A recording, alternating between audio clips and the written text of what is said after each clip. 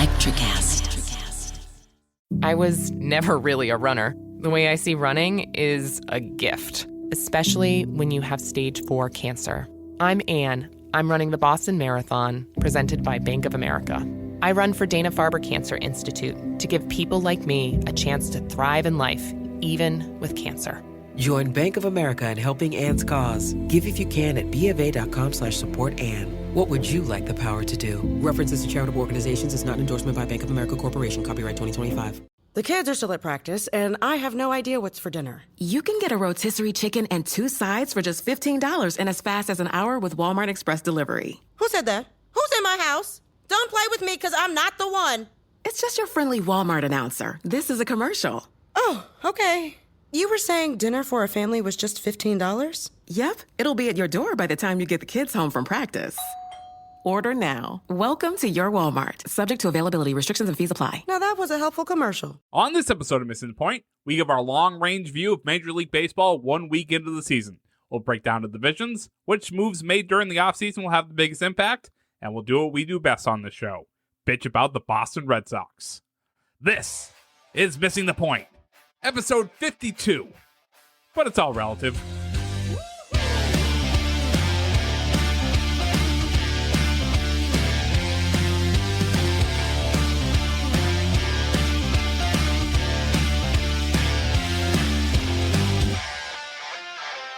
Welcome into Missing the Point. My name's Joe Malkin, joined tonight by the real BK, Bob Kelly, Rayshawn Buchanan, and of course, our EP, Craig D'Alessandro, who will probably get in on this episode a little bit as it's about his favorite sport, baseball. So, guys, we're going to talk baseball tonight as we're now 5 days into the season as we record this. The Red Sox are in game 2 of a series with the Rays, but it hasn't been an easy start to the season for all 30 teams, and it hasn't been an easy start to the season for the Red Sox, but we have a lot to get through. The baseball is back. No 60-game COVID-shortened season this year. They're going to play 162 games, most teams anyway. They're going to try and fit everything in with the least amount of issues as possible. I think from a societal standpoint, we're heading to that point as most leagues have announced that they will have fans. The Texas Rangers had a full stadium the other day, so it was wild. So, guys, let's get into some of the offseason moves. We saw a lot of big names move around. We saw the San Diego Padres basically load up, which they took a big hit today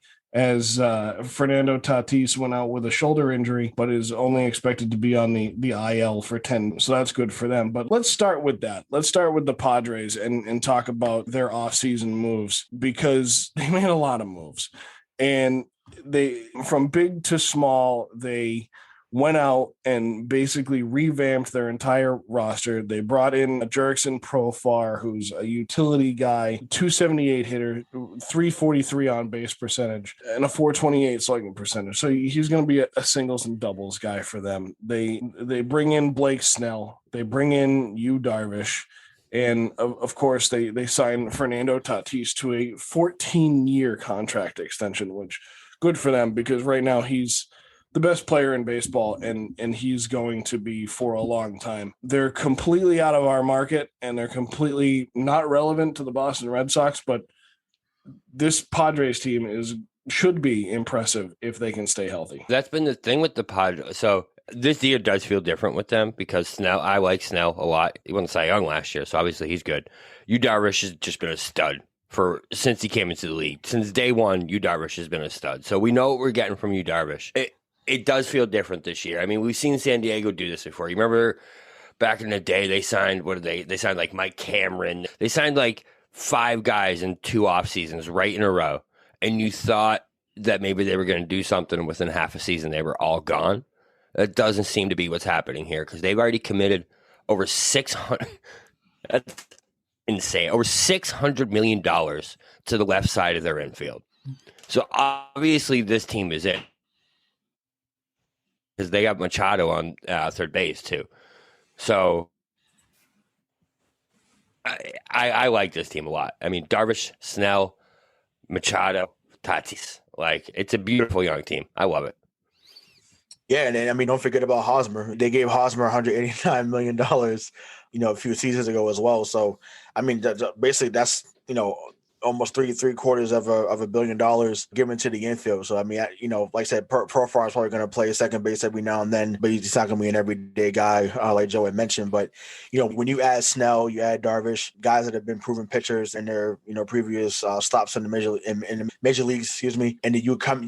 Well, I don't know. I don't think is it called Petco Park anymore? No, yep. Right? It's still called Petco. Okay, so I feel like most parks just go through name changes. I feel like everyone just changed their name, but yeah. So I mean, Petco Park has always been a pitcher friendly area. So I'm pretty sure that, Snell, who did well in Tampa, and obviously, Darvish did well in Texas. He did well in, Chicago as well. So, yeah, I mean, they definitely seem to be all in. Clearly, they were looking to become all in when they traded for Mitch Moreland last year. And then they added some other guys at the deadline last year. So, they're a very talented team. It seems like it looks like every maybe 20 years they look to do this, like you said, Bobby, when they had those signings of getting, Cameron and, some other guys. But obviously, I think the last time they went to the World Series was in 98 when they lost to the Yankees. So, rest in peace to Tony Gwynn, but yeah, it seems like, I mean, Joe, you said it right. I mean, Tatis, I don't know if he's the best player in baseball, but he's definitely the most exciting.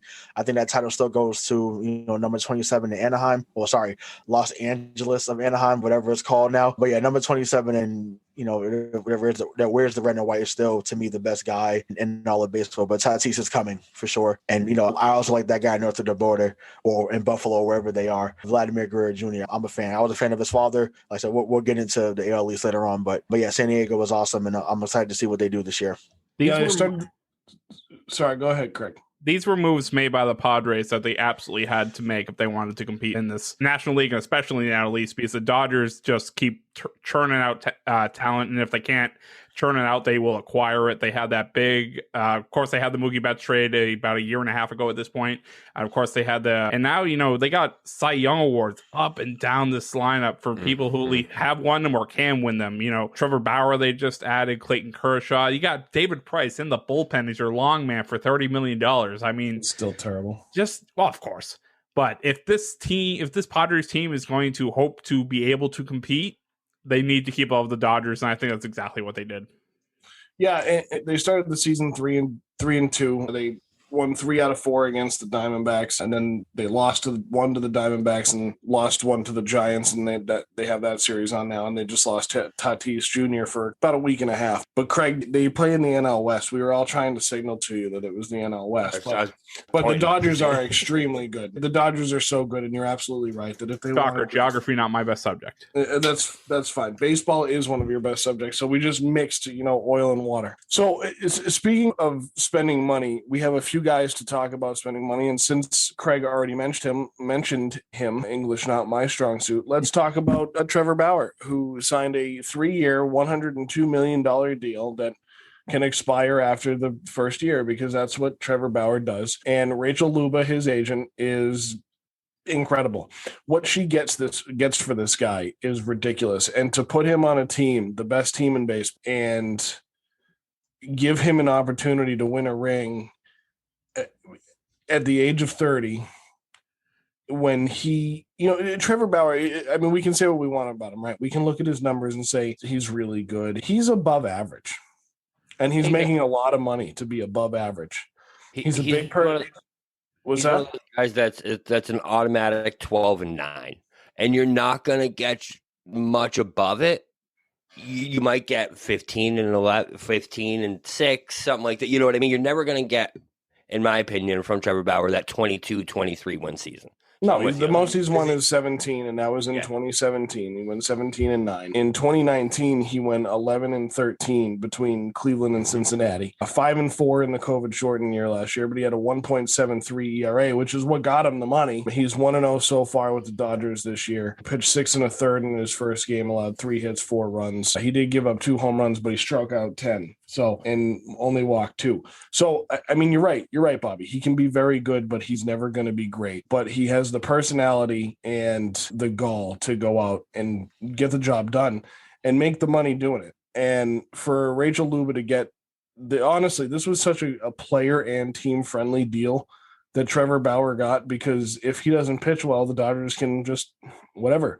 we don't have to pay him anymore after year one. And then if he decides to come back, he decides to come back, or he can have a good year and go get paid more elsewhere. So it really is one of the best deals I've seen in a long time. Which has been his tendency his entire career. Sign a 1-year deal, have a really good season, get paid, and do it all over again. Right. And that's what he has done his entire career. I don't blame him for it. He's got to make him $45 million this year. Yeah, I mean, he pitched with Arizona, Cleveland. He kept signing deals with Cleveland, and then, he pitched very well there. He was great in Cleveland. He was 67-53 while pitching in Cleveland. So, I mean, again, above average. A 3.91 career ERA. But to add him into that rotation, Craig, as you said, which pushes David Price into the bullpen, you really do have, I don't want to say a band of misfit toys, but you do have a band of big personalities in LA, but that works for that market and that works for that team. And if a team with Trevor Bauer and David Price can win a World Series, more power to Dave Roberts, because I have trouble with a 3-year-old and an 18-month-old. I can only imagine these two in the same place for a long period of time. Well, I mean, just listen to their 1 through 5. Clayton Kershaw, Trevor Bauer, Walker Buehler, Julio Urias, and Dustin May, who's going to be a perennial all-star in this league. And then you got through them. Okay, here's David Price out of the bullpen. Right, but this is the thing. He's the number one. It's not Bauer, and it's Bueller's not a dog. Bueller's a dog. Bueller's the number one. Like that. Yeah. That's the guy. That's the guy who's become the horse. Like we saw it a few years ago against the Red Sox. Like he had a great game against us in the 2018 World Series. Like he is their guy. So that's why I think it made sense for them to go get Bauer. Right. So look. Yeah, you won the Cy Young. Yeah, you've had good seasons, but we're not looking for you to be the guy here. It's a 1-year tryout. Let's see if we can go back to back with you on our team and be our day 3 guy. Yeah. That's phenomenal. That's light work. Like I said, Buehler, that's the guy. Kershaw, he finally got over the hump, because he's kind of been the Peyton Manning, so to speak, of Major League Baseball. Someone that's going to dominate in the regular season, but then kind of have his woes in the postseason. But he finally got over the hump. He finally won. So definitely solidified his Hall of Fame career too. I know that wasn't on the, that's not what we were going to talk about, but that's just something I thought about. Like he's definitely going to be a Hall of Famer now for sure. But yeah, like I said, Buehler should be the guy for that team going forward. Easily. Yeah, for sure. To think about Buehler, go back to that Red Sox series you're talking about. The reason he's a dog, I don't know if you guys remember, they took him out in that 7th inning. And the relief that I felt that he wasn't on the mound anymore, as soon as they took him out, I was like, oh, we're good. We're good. That guy is not on the mound anymore. We're all right. We're good. He just has that feeling of a guy who, when he's in there, he changes the game. Like, you need to figure him out, because if you don't, he's not just going to pitch great.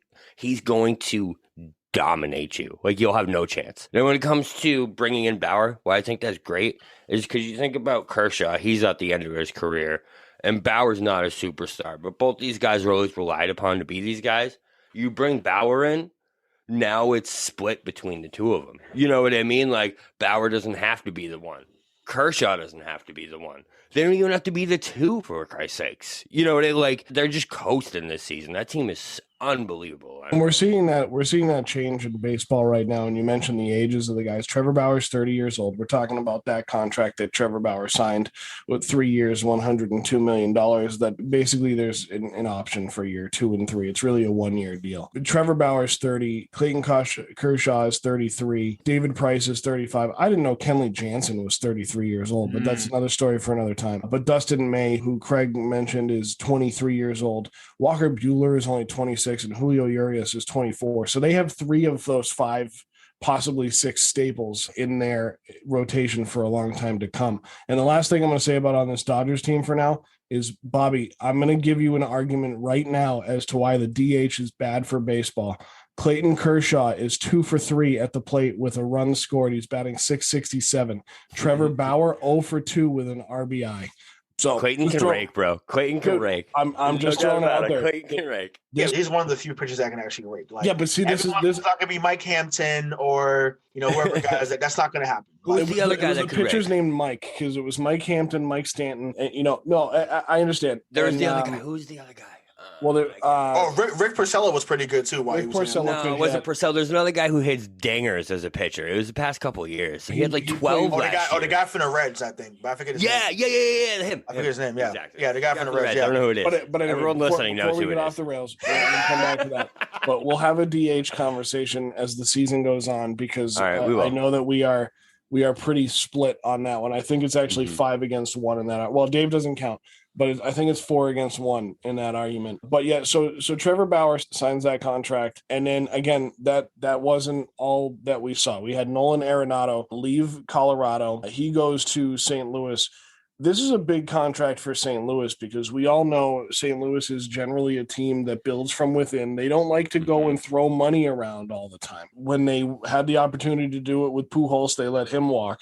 9 years, $275 million for the all-star third baseman.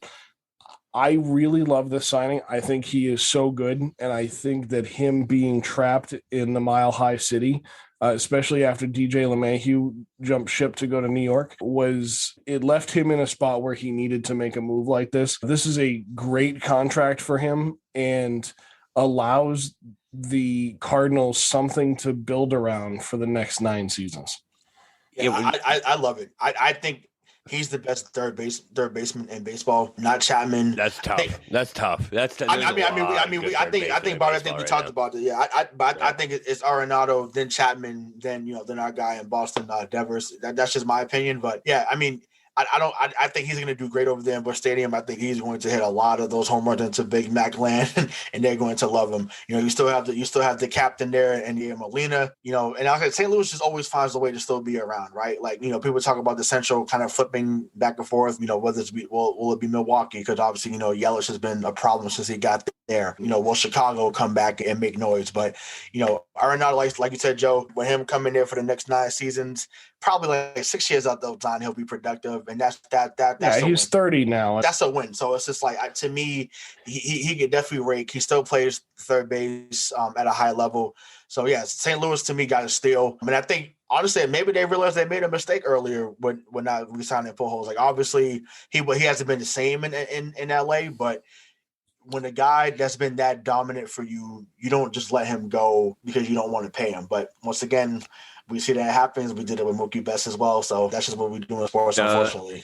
You're not going to let me to go off that tangent. I completely agree with the Cardinals for not signing Albert Pujols. That would have been a disaster for them. It was a disaster for the Angels. We're not doing that right now. Yeah, I mean, you can't. We're not going to do that right now. But so we can have another show on that. Cause I'll argue that. But wait. Let's have a. So I would Nolan Arenado. Go back to him real quick. I think he's the most underrated player in baseball. I think he's up there, at least in the top 3 underrated players in baseball, because you never hear his name, and he's so consistent. There's a reason why every single year. There's a reason why, and it's the same reason why Mike Trout isn't bigger than Mike Trout is in the sports community. They play on the West Coast, and there's no national TV deal for baseball like there is with football. Yeah. So you have a guy that was trapped, quote unquote. I think the Rockies are a pretty good organization, but I think he felt trapped with the Rockies, and that's why he signed the deal that he did to get the heck out of there. But I mean, did we really know who DJ LeMahieu was before he put on his pinstripes? We may have. I do. I knew since he was in college. This group did, but it's like, I mean, the fan chilling in maybe Boise, Idaho, that was, getting some potatoes. That is what a stereotype that is. Are you kidding me? That's fine. I mean, they named the goddamn. Listen, no way. Hang on. They named the goddamn bowl game after it. Okay, the Boise, Idaho Potato Bowl. Yeah. So yeah. All right. So listen, come at me. _ Hollywood Wale. Coming back to it. Wait. So back. No one knew him like that. But real baseball fans like us knew. Right. And that's what I was trying to say is like, that's why he's underrated. So I don't think underrated is necessarily the right word when it comes to baseball for these kind of guys. It's undiscovered because they play in these markets that no one really pays attention to. And it always does seem like unless you're Griffey with the Mariners in the 90s, or your Kurt Schilling or Luis Gonzalez or Randy Johnson with the Diamondbacks in the late 1990s into the early 2000s, or if you're not on the Red Sox, the Yankees, or the Dodgers, no one knows who you are. So it's essentially be iconic or be on one of 5 teams. That's how you become known in baseball. Yeah, that's baseball. Right? Because think about the NFL. We can all name the star player on all 32 NFL teams. Now, again, this group probably could do that with baseball, but it's not as easy. And I think there's more of a conversation. I also think there's more variables when it comes to baseball. So that's why Arenado was just kind of doing his thing in Colorado. I mean, they were putting together a good thing there in Colorado for a long time. And they just playoffs, 2 years ago? They did. They just couldn't get over that hump. And then, once LeMahieu went out the door and then Arenado went out the door, that was the end of it for them. But this move to St. Louis, to bring it back to where we started, Yadier Molina, Paul Goldschmidt, and Nolan Arenado are the cornerstones of that lineup right now. And you still have Matt Carpenter, who's really coming off the bench. But, I mean, he's 35. So those guys are 38, 33, 30, and 35, respectively.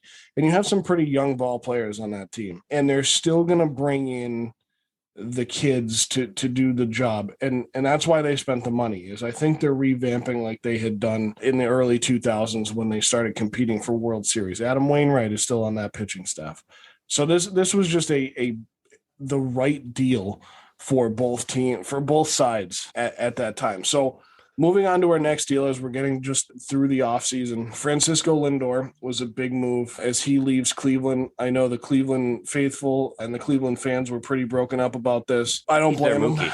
He's their Mookie, man. I'd be mad too. Yeah. I mean, he's a young guy too. Francisco Lindor is 27 years old.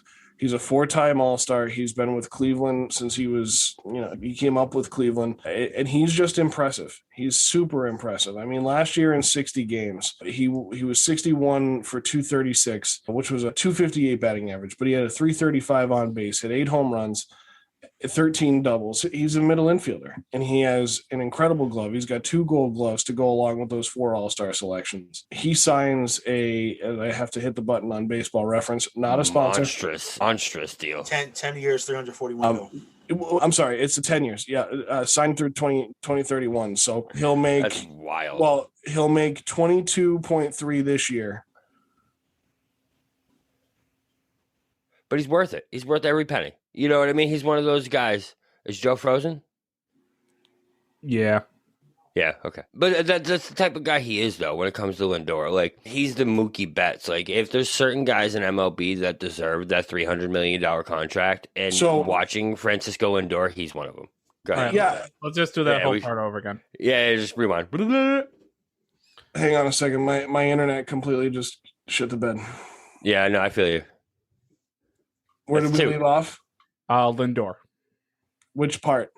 The money. Just start it over. 10 years, 341. He'll make 22.3. Okay. Yeah. We'll start over with Lindor, Craig. Is that good? Yep. So moving on from the Cardinals and taking a look at the New York Mets, Francisco Lindor moves from Cleveland to the Big Apple and signs with the Mets, which is a good situation for them. Lindor, 4-time All-Star, 2-time Gold Glover, 2-time Silver Slugger, Platinum Glove recipient as well. He's signed with the Mets through 2031. He'll make $22.3 million this year, and then his deal goes for another 10 years for $341 between 2022 and 2031. This guy was a staple in Cleveland. They hated to see him go, but it really is the right move for him. He's a middle infielder with a good glove, a very good glove. He's a career 285 hitter, which is right where he should be. He plays every game. I mean, in his career, the least amount of games he's played in a season based on the amount of games is 99 in 2015. He's played 158, 159, 158, 143, and then 60 in the 60-game season last year. This guy's a horse, and he's healthy, and he's good. Knock on wood. We don't want to wish any injuries on anybody. I love this Lindor deal, and I think the Mets made the right move. When I first saw it, I didn't like it because the Mets to me are just the Mets. It's the Mets, yeah. But he joins an interesting lineup, and this is going to be good for New York. Yeah, I mean, Cleveland definitely traded Lindor for pennies on the dollar. I mean, they were definitely put in that situation where they had to.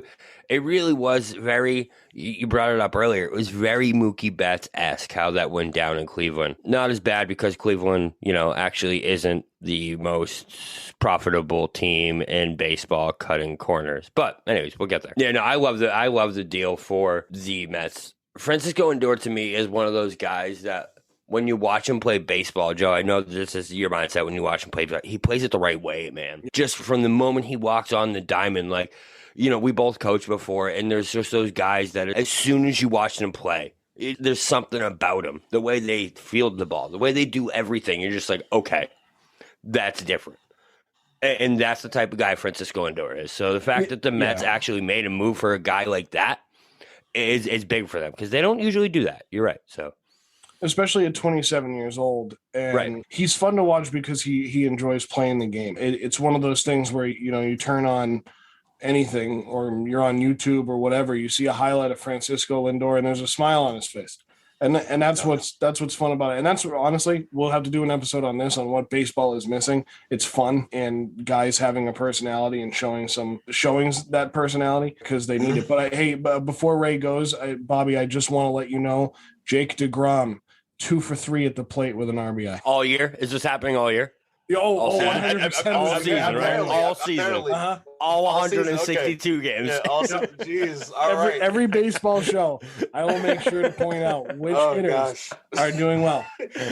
Here we go. I'm gonna. Wade Miley. Wade Miley was the pitcher that could hit, by the way. Wade Miley. Okay, yeah, I remember that guy. Right in my head. So I guess first hot take outside of what Joe said about the pitchers that can hit. First hot take of the show. I think Lindor and Alonso will be the best 3-4 combination, not just in the National League, but of all of baseball. I think it's going to be phenomenal to see what those guys do to pitchers on a nightly basis. And I just love how they negotiated the deal, right? He wanted 12 years, $385. They offered, I think 10 years, $325. And wow, they met in the middle.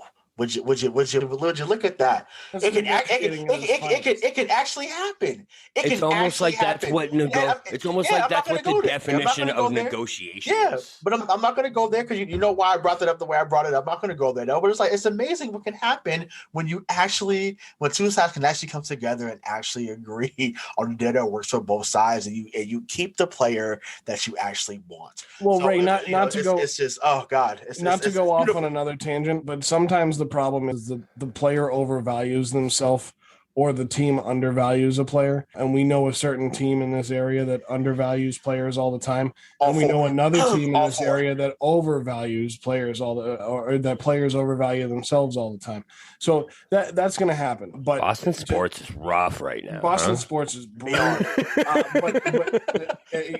And I know this is I need a therapist, honestly. But shout out, and I can't remember his name right now, but shout out to the University of Maine, former University of Maine Black Bear goalie that is starting for the Boston Bruins tonight. No, the backup to Vladar because he played last night. But anyway, we're at tangent, middle of the show. This Mets lineup, Ray, you mentioned Pete Alonso and Francisco Lindor. James McCann, Pete Alonso, Jeff McNeil, Francisco Lindor, J.D. Davis, Brandon Nimmo, Kevin Pillar, Michael Conforto. Of those top 8 guys in the lineup, obviously not counting the pitchers that seem to be able to hit, they're all under the age of 30 with the exception of McCann and Pillar, which is awesome for the Mets right now because that tells me they got a 3 to 4 year run in an NL East that's on the East Coast, Craig, that is winnable. That is winnable. So I'm a big fan of this Lindor deal, and you're absolutely right, Ray. But to get to your point about the contract, it is nice when teams and players can meet in the middle when they want to be together somewhere. I mean, Lindor very easily could have said, hey, I'll play for you in 2021, but I'm done. Clearly, I think he wanted to go to New York and wanted to play for the Mets. And I think that was the best opportunity he received in his mind. And that's why he signed that contract. And dude got paid, and he deserves it. He's a good ball player. And like I said, the smile on his face and the fact that you can see that he enjoys playing the game is the best part of it. I mean, he does have a lower batting average than Jake DeGrom, but we're not gonna go there right now. So now going north of the border, or as Ray said, or to Buffalo, wherever the hell they're playing, George Springer, formerly of the Houston Astros. I like being able to do that. Assholes. So the George Springer goes north of the border to play on a Blue Jays team that is already getting stacked with we'll talk about the AL East coming up, but with the way the Blue Jays and the Yankees look and the fact that the Rays haven't been dismantled yet, the Red Sox are in trouble, but coming soon. So George Springer signs a 6-year, $150 million contract. He, like I said, he joins a pretty impressive lineup already. Vlad Guerrero Jr., Bo Bichette, Kevin Biggio, and then, of course, you have George Springer in there as well. So, and they have Joe Panic. I forgot they had Joe Panic who came over from San Francisco.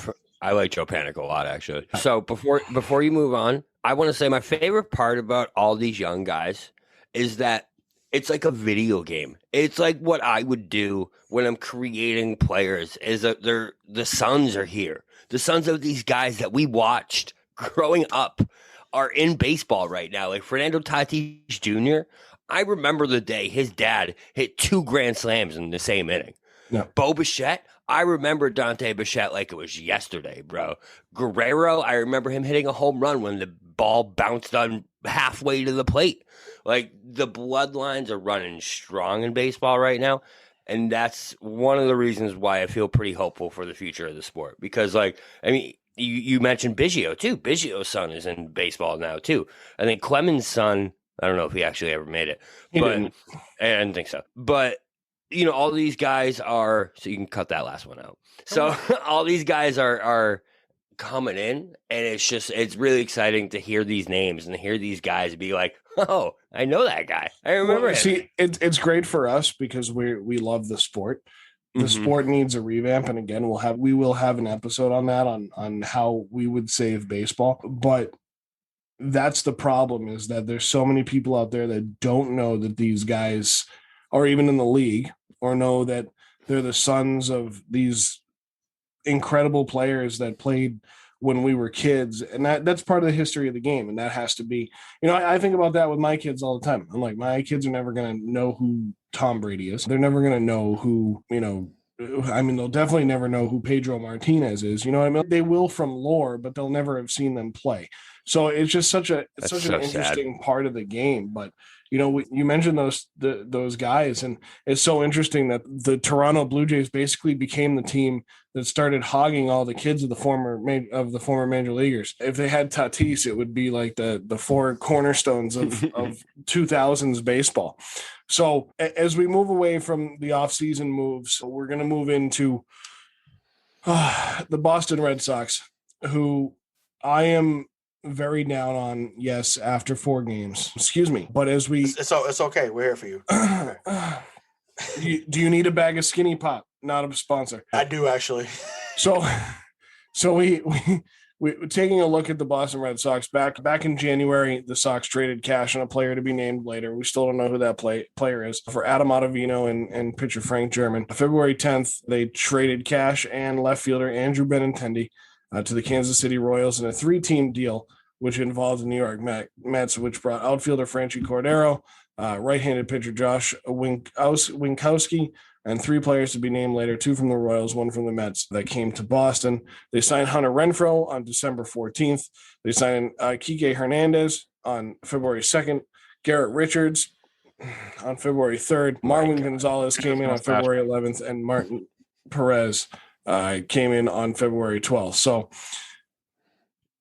you look at the signings that the Boston Red Sox made. The best part about all of this for me is that Chaim Bloom is undoing what Dave Dombrowski undid when he came here. And that's the biggest thing for me, is that I know in my heart of hearts, and I think we all do, that the Boston Red Sox are not playing for 2021, but in fact playing for 2023, 2024.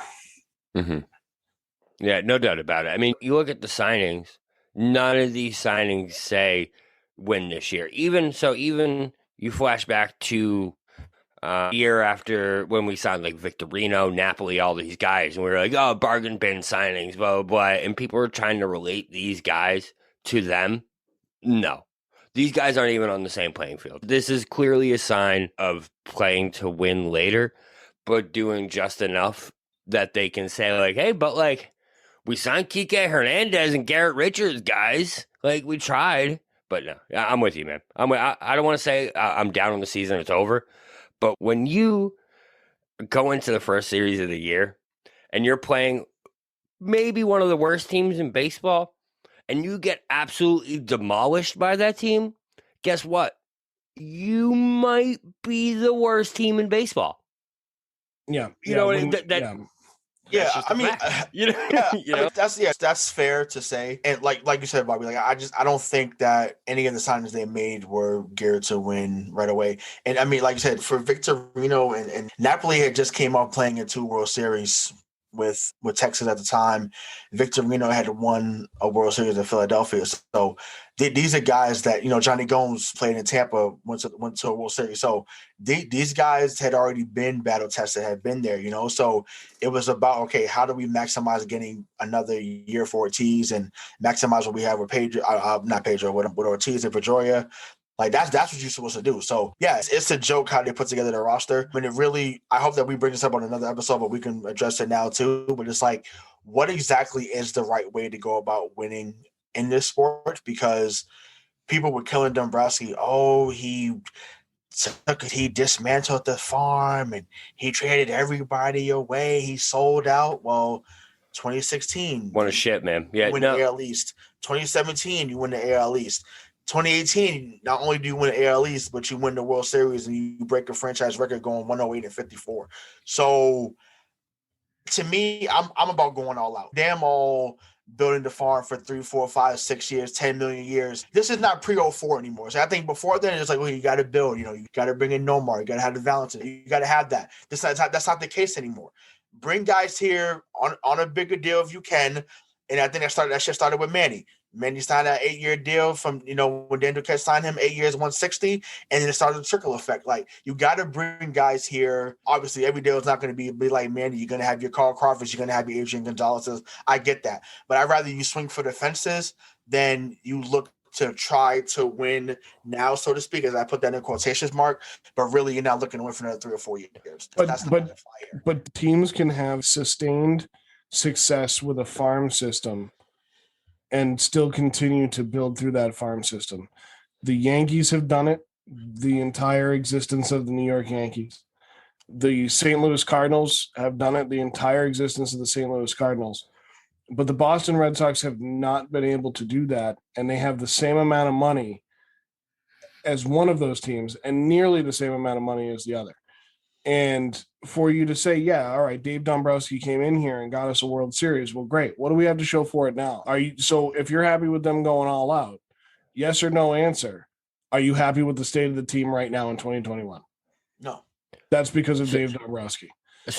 But when you think about it, though, you're right. When you think about it, it's actually John Henry, and he needs to. Yeah, I was going to say that, but it really because listen, Dombrowski did right. Dombrowski, like I get the hate on Dombrowski, and it's a narrative all over the place. You know what I mean? But like this guy came in, but he did exactly what he was asked to do. Dombrowski was brought here for one reason, and that was to win us a damn championship. Whatever he had to do, but you look at what he did in Detroit. So he had this track record coming in here. You knew what he was doing when he got here. You know what I mean? Like he went into Detroit and he traded everyone for Miguel Cabrera. Everyone. The entire goddamn farm system. But he also as he should have.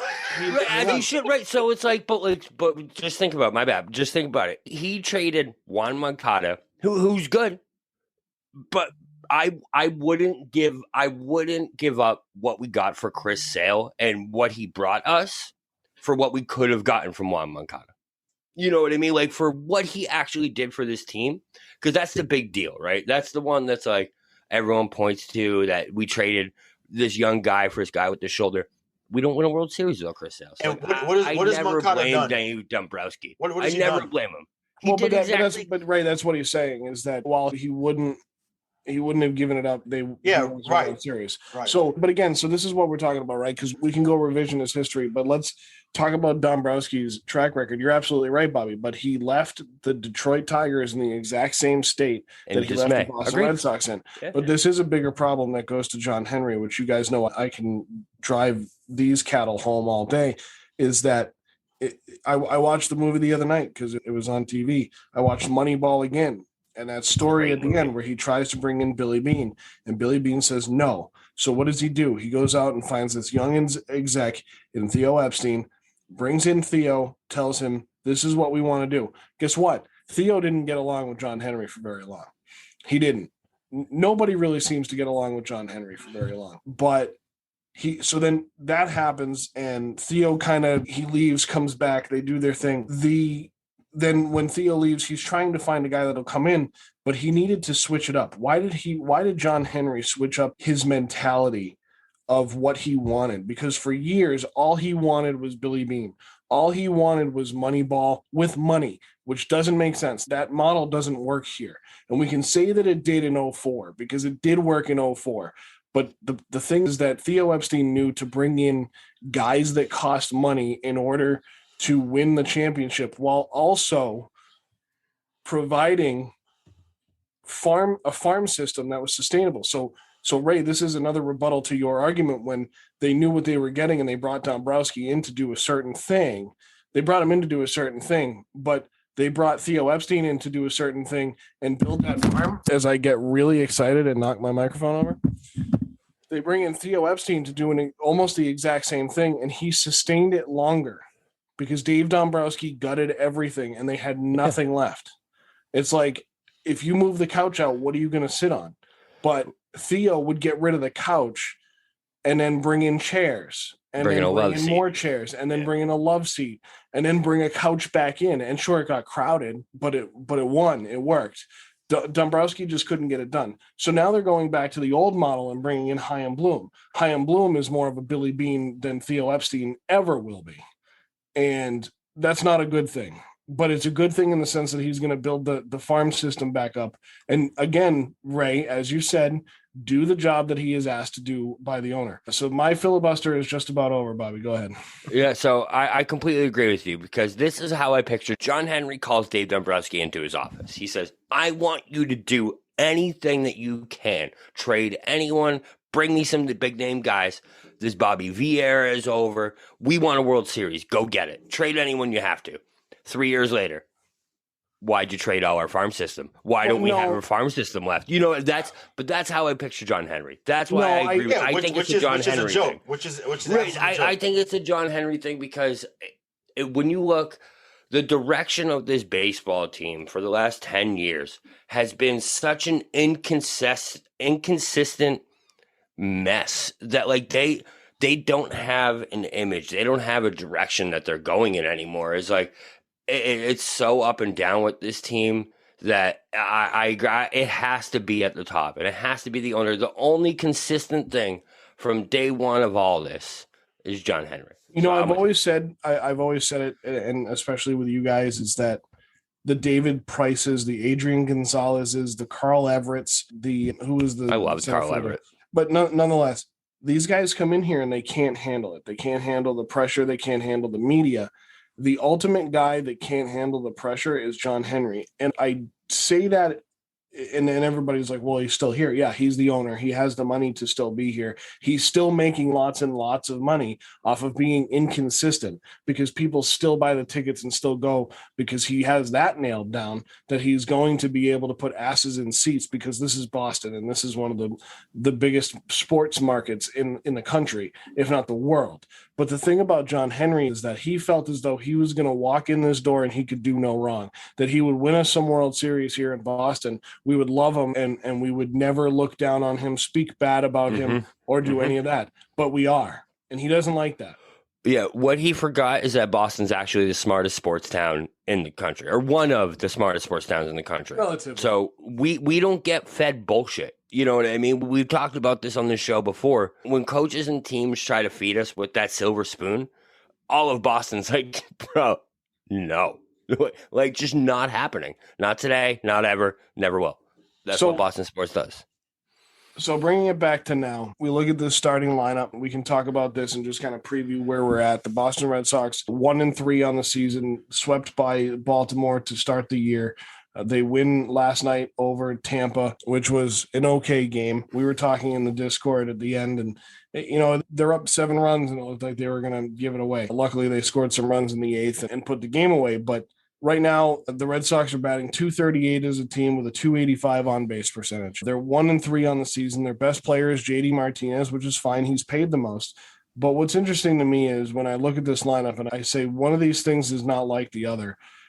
We're paying JD Martinez a lot of money to have the lack of talent built around him. Bogarts is fine. He's batting 294. Rafael Devers can't hit. He's had a problem with the glove. Bobby Dalbec, who's 26 years old, he hasn't been able to put it together. Christian Vasquez is batting freaking 455. When we all thought that Christian Vasquez was never going to be a hitter, we thought he was going to be your like prototypical 60s catcher who was there for defense. And now all of a sudden, the last 2 years, he's figured out how to swing a bat. You have Marwin Gonzalez, Christian Arroyo, Kevin Plawecki on the bench. And then I don't know what the pitching staff is, but it's there. They throw baseballs. They're not guys. good. I'm just really not happy with this. To summarize this, dude. To summarize this, they're not good. You know what I mean? Not. Like, and that's why I'll watch the games. I also don't have Nesson on YouTube TV. Neither one of those are a sponsor. But if someone from YouTube TV listens to this, or Nesson, figure your stuff out, because I want to watch the Red Sox, even if they are bad, because I love baseball. Bobby and I have talked about this before, and we've kind of gotten negative on this. But you know, bad baseball is like bad pizza. It's still baseball, and I'm still gonna watch it because it's fun to watch. It's a fun game. It needs a revamp. The sport does, but you're right. To summarize it, you know, we kind of just did a history of Boston ownership and GMs over the last 20 years, but it's all true. It's right there in front of us. The facts are there. And, you know, as Bobby so eloquently put in the rundown, you know, a couple questions. Bobby, one question that you asked that I'm going to answer right now is, what's the ceiling for this team? 70 wins. Ooh. I don't think they win a lot. I don't think they're going to play well. Do we think about the basement? I think Baltimore still finishes last in this division. Even when Chris Sale comes back, I think it's going to be tough. And I don't see much happening unless they can find some prospects to bring up and give some time, or they go out and spend at the trade deadline. Yeah, completely agree.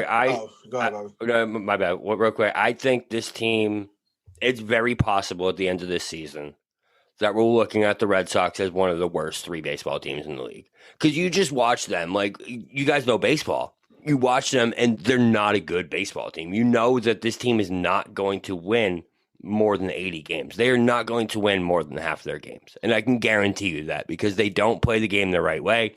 They make too many errors. They swing at bad pitches. They make bad running mistakes. It's atrocious in Boston right now. That starting rotation, compared to what it was when we won that World Series, is just, it's despicable. You know what I mean? We can't live in the past we can't live in the past with it either, right? We have to live in the present. You can't, but I'm saying, like, okay, I agree. If you're going to move on from that rotation, do it. But this is what you're going to give us. This is garbage, bro. And then the 2 guys you're going to hang on to from that rotation, you give them $20 million each, and they can't even fucking throw the ball right now. So it's like, yeah, I mean, I know we had talked about it off there, but getting Sale and Rodriguez back, that's why I think you can give more of a synopsis of what they're going to be. Obviously, we don't know what's going to happen, because with Rodriguez having a dead arm, and then, you know, Sale has thrown as many pitches as I have in the last year. So it's just like, I just don't know what's going to come of it. But I'm actually the opposite of you two. Go figure. I do think they find a way to figure it out. And I'm not saying figure it out winning like 90 plus games. Like that's dumb. Like, I still want to be on the show. Don't kick me off for saying dumb shit, right? But I mean, can they go 84 and 78 like they did in 2019? Sure, they can do that. 84, 78, 85, and 77, something like that. Or maybe like the 06 team, go 86 and 76. Who knows? Maybe something like that. But they're not. It's not going to be something where they win 95 games to catch lightning in a bottle, unless a prospect comes to catch fire. Kind of like Michael Shavers did a few years ago. I mean, even though the team was awful, but Shavers caught fire and was good for about a month and a half. Really was like their best player. They need that type of jolt, or they need that type of overhaul at the trade deadline, bringing in somebody that can help the team. So my thing is, are they going to do it? They're probably not, because once again, if Chaim Bloom is being told, hey, rebuild the farm, do this. But once again, Joe made the great analogy earlier, about, trading a couch, but bringing in chairs and then bringing in a love seat. That's what Theo did, even though I wasn't a fan of that, at the time. But it was just like, you still brought back guys that were going to be key parts. Even in 07, guys like Bobby Kilty, guys like Julio Lugo, so there was guys that was brought in.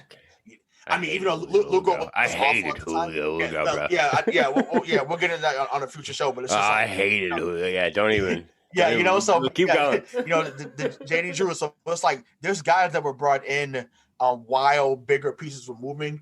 You know, Manny gets moved in 08. You bring back Jason Bay, which I can go on and on. So it's just like you have to get to that point where I guess you're doing both, which is what I mean, that's going against what I just said. I said go for broke essentially. But if you're going to do the other option, you have to do what Theo did, in my opinion.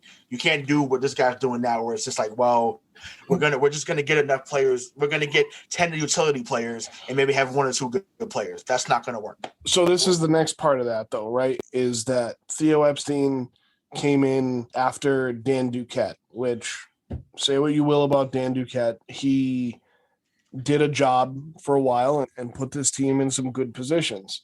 So I'm not saying this is a Tony Dungy, John Gruden situation where John Gruden built the house and Tony Dungy brought it to a Super Bowl. I'm telling you that, or the other way around, sorry. But what I am telling you is that Theo Epstein was coming into a better situation than Chaim Bloom is, because Theo Epstein at least had a farm system. Chaim Bloom has the skeleton of a farm system. He also is now dealing with a team that just relocated from Pawtucket to Worcester. And they're also now talking about Tanner Hoke back down to AAA, back to Worcester. What's that? That's a joke. Like, to me, I feel like to bring in Erod, which it blows my mind because, I mean, I think Eduardo Rodriguez has a lot of upside, but there's too many red flags there to continue to pay this guy and run him out on the field. Taking away his bout with COVID last year that sidelined him, and then with the heart issues, which he had heart issues anyway, now the dead arm and all this stuff, like, man, you're a major leaguer. Like, you're being paid millions of dollars. You should be in shape enough to not have a dead arm. And dead arms happen. I get it. But dead arms happen like that to guys like us who don't throw every day. It shouldn't be happening to a finely tuned athlete. And the decisions that are being made are where I agree with you, Ray, that putting this team together the way Chaim Bloom has been atrocious, but he is working within the confines of what he can work with, though I think some of those confines are being confined by John Henry and the Red Sox, where they don't want to spend a lot of money. And I think that still comes back somewhat to a COVID era. But now, as I say it, it's crap because the Dodgers have done it. The Cardinals have done it. The Padres have done it. They've gone out and figured out that they can still spend money. They're still going to make money, and they're going to be perfectly fine. But the Red Sox are refusing to spend money. Be an issue yeah, here. it's the silver issue in Boston. Period. Yeah, like, it's the silver spoon, bro. Never. That's what it is. It's the fact that they're literally trying to sell us that they didn't want it. They couldn't afford to pay Mookie Betts. But that's rhetoric. We see that in Boston all the time. We see it in Boston. But still want to tell you, hey, come and get a Fenway frame. But not only that, but then so you're going to take. But you can't tell me you can't afford this dude when you just spent $40 million on 2 pitchers that are over 34 years old or over 30 years old. You have an outfielder who could have been the cornerstone of your franchise. Bobby, it's rhetoric. They didn't want to spend the money. It's all rhetoric. But it's all rhetoric, right? Hang on. But that's why John Henry is just garbage. Hang on. Man. It's always how many rhetoric. times do we hear it from Danny Ainge? We were in on that deal, but it just didn't work out. It's all rhetoric and BS. And it doesn't matter what we say or what we do. We can come back, and I say it all the time. And Tom Brady didn't want to be here. I said Mookie Betts didn't want to be here. I mean, I'd much rather be in Tampa or LA too, but I'm here. So when I have my press conference, I'll tell the truth when I just say I don't want to be in Boston anymore. But it's fucking cold. This is what happens in this town because, Bobby, everybody pays so much attention. And when you said earlier that Boston is one of the smartest sports towns, we're okay because we still let the wool get pulled over our eyes, and they push this rhetoric on us and nothing ever happens, and we continue to spend our money. So really, who's the smart one here? Is it the guys that own the teams making the billions of dollars, or is it us who continuously pay tickets to go see teams that suck? Because they know we're loyal to a foe. It's been like that. It was like that in the 60s, it's like that in the 70s, and it's like that now. I'm not. It's not the rhetoric that pisses me off. Isn't the we're not that. I can accept a not good team. I really can. Sure, if we're not good, we're not good. You just want to see a good product. They can be bad, but at least play the game. Right, and be honest with me. Let me know what team this is. You know what I mean? Good Like, luck. you look back at the Celtics when Marcus Banks was our point guard. Listen, we knew who that team was. They were horrible. We never had any doubts that they weren't winning more than 20 games that season. Yeah. Right, and then But then you look at a team. But then you look at a team like the Celtics this year, where we're being spoon-fed this bullshit of like we're a contender. You're not a fucking contender. The Red Sox aren't a contender. The Celtics aren't, like, these teams, and they just feed us this bullshit. I'm sorry. Well, and then you have a guy like, and it's just annoying me. I'm sorry. You have a guy like Garrett Richards who goes out and throws the other day. He has a 27 ERA in one game pitched, and he goes out and that was pitiful. And in his post game press conference, he says that he felt good and that he was throwing a lot of strikes. And it's like, well, buddy, no, you forgot the best part, Joe. What's that? He got beat by the shift a couple of times. Right, and he got beat by the shift. Yeah. Right. Because you know who that sounds like? What's Danny Ainge. What's the nickname, Ray? What's the nickname? Oh, it sounds like horseshoes. Sounds like horseshoes. You know, I almost got the pitch to the right spot. I almost got the curveball over. I almost got the sinker to be working. I almost got my mustache to be just perfect. Well, guess what? Your mustache was longer than your outing, Garrett Richards. You suck. You blow. This is not Anaheim. You were trash. This is not Mickey. This is not Disneyland. This is Boston. Get your shit together. Get it together right now. Not next month. Not get it today, Mr. Richards. Yesterday. Yeah, it's rhetoric. Whatever.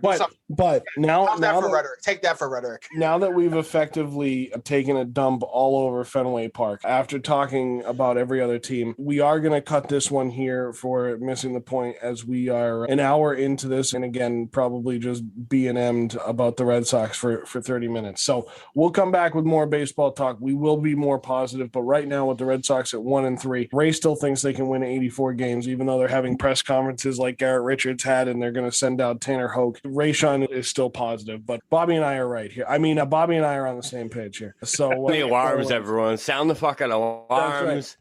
So what was intended to be a preview episode turned into a bitch fest, but we appreciate you all joining us for Missing the Point's first baseball episode of the season. We hope you guys had as much fun listening to it as we did recording it. Well, thank you for joining us. We'll talk to you next time on Missing the Point. I'm Joe Malkin with Rayshawn Buchanan, the real BK Bob Kelly, and Craig D'Alessandro. Talk to you later. Hi, I'm Sherilyn Fenn from Twin Peaks. What did you do on your last Saturday night? Did you hear something? Toilet paper. There's nada. The reserves have gone dry. People are hoarding it. I should have done that. They're all out of hand sanitizer at my Target. Mark, when did you last watch the news? We are getting reports of forced quarantines in China, Japan, and now Italy. You're cutting onions in half and putting them around your apartment. Yes, exactly. It kills the COVID. Excuse me? Let's go, get in. Vamos, rápido. Have you ever driven one of these? Never. I'll drive, ladies. I've got the keys. Excuse me, I'm lost. I'm looking for my wife. I got turned around. Join me, Eric Roberts, Jennifer Elise Cox, and Ed Asner for The Last Saturday Night, an Electrocast podcast. You'll love it. Electrocast.